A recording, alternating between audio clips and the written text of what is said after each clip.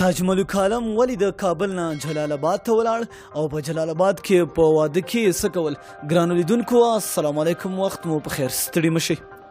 تاج ملک عالم لیکي یو ورځ ما او رئیس عزیز سره فیصله وکړه چې جلال آباد ته لاړ شو او هلته باید یو ټورنمنټ په لاره واچو. تر جلال آباد مو په نشت پیسو ځان را ورسولو.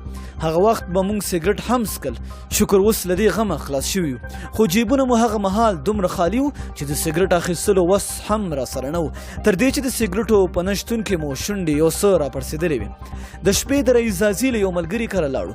د ډوډۍ خوړلو نه مخکې یو کس راغږ کړ، زموږ په ګاونډ کې واده دی، مونږ یې غوښتي یو، راځئ تاسې هم را سره لاړ شئ، ډوډۍ موډۍ به ترې وخورو او نور به بیرته راځو. مونږ هم په مسکان د لهجه ور غبرګه کړه، راځئ که نور څه نه وي لږ سیل خو به وکړو. د واده ځای ته په رسېدو سره د ګاونډ خلک راغلل. مونږ ته له خلاغراست وروسته په چوکیو کې د کېناستو ویل.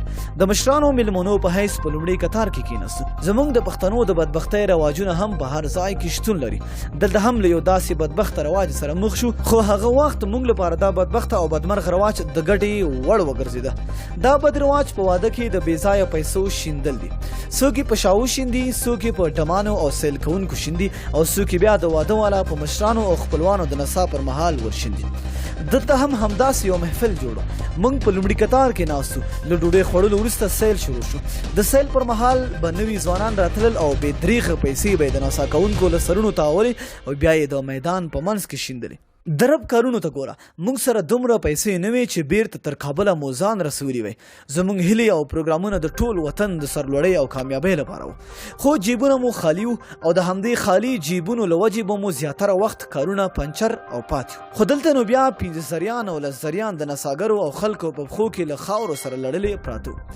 موږ خو هسې هم په لومړي کتار کې ناستو. دې وخت کې به یو نیم لوټ هم زموږ په لمن او د چوکیو په غاړو کې را پرېوته. څو شېبې موږ غلي وو، خو یو وخت د واده والا کوم مشر ځوانانو راوچت کړ او د نڅا تر میدانه یې راورسولو. هغه لاسونه خوځولي نه وو چې د پیسو باران پرې شروع شو. زموږ هم ورسره باله شوه. غر یو ځان رامنډه کړه، یو بنډل له زریان یې پرې ورخوشي کړل. 100 نوټونه زموږ تر لمنو راورسېدل. له موقعې مو ګټه پورته کړه. رئیس ته مې اشاره وکړه چې د لمنې او د چوکۍ روپۍ جب ته کوه او نور خوځېږه مه.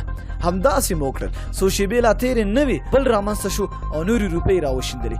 شپه تېره شوه. موږ سره د پرون نه غم و، نه ټورنمنټ وشو او نه بیرته د کابل د تګ کرایه شته.